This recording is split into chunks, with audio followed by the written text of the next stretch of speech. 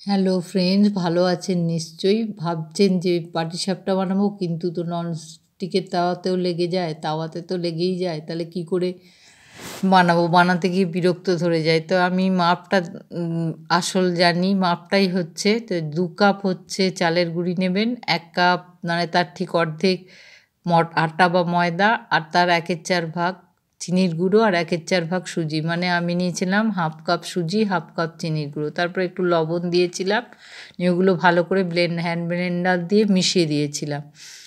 এরপরে আমি কি করেছিলাম, যাতে নুন লবণ মেশালে কি হয়, চিনিটা স্বাদটা ভালো ফুটে ওঠে। নিয়ে তারপরে দুধ অল্প অল্প দিয়ে ওই ব্লেন্ডার দিয়ে মিশিয়েছিলাম। আমি মোটামুটি 700 মিলিলিটার দুধ ব্যবহার করেছিলাম। আপনারা দুধ হাফ জল দিয়েও করতে পারেন। আর একটু বড় এলাচের দানা গুঁড়ো করে দিয়েছিলাম টেস্ট হবে বলে, এবং এটা 2 ঘন্টা গোলাটা রেখেছিলাম। দেখুন গোলাটার কনসিস্টেন্সি। 2 ঘন্টা রাখলে কি হয়, যখন আপনি পাটিসাপটাগুলো বানাচ্ছেন তখন জালি হয়ে যাবে। নিয়ে প্রথমে জোর আঁচ করে দেবেন, তারপরে আঁচটা কমিয়ে ঘি বা তেল ব্রাশ করবেন।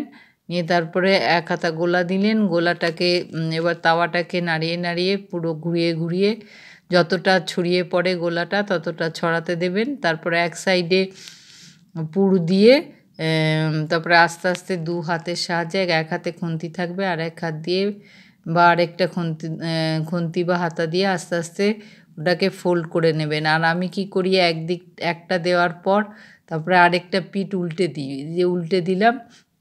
যখন দেখবেন ধারটা উঠে আসছে তখন উল্টাবেন, নিয়ে আবার যে পিঠটা প্রথমে দেওয়া ছিল তাওয়ায়, সেটায় নিয়ে এলাম, নিয়ে ওই দিয়ে দিলাম পুর, আর নিয়ে ফোল্ড করে এরমভাবে ফোল্ড করে করলাম, সব কটা করলাম। আর আপনারা পুরটা করতে পারেন দুধটাকে একটু ঘন করে, তার মধ্যে 1/2 লিটার দুধে 2 টেবিল চামচ মতো মিল্ক পাউডার দিয়ে দেবেন। যখন একটু ঘন হয়ে আসবে তখন তাতে গুড় দিয়ে দিতে পারবেন বা চিনিও দিতে পারেন। নিয়ে এইভাবে ক্ষীর করে পুর দেবেন, আর নারকেলেরও পুর দেওয়া যায়। আমি যদিও বাজার থেকে সন্দেশ কিনে পুর দিয়েছিলাম। নমস্কার।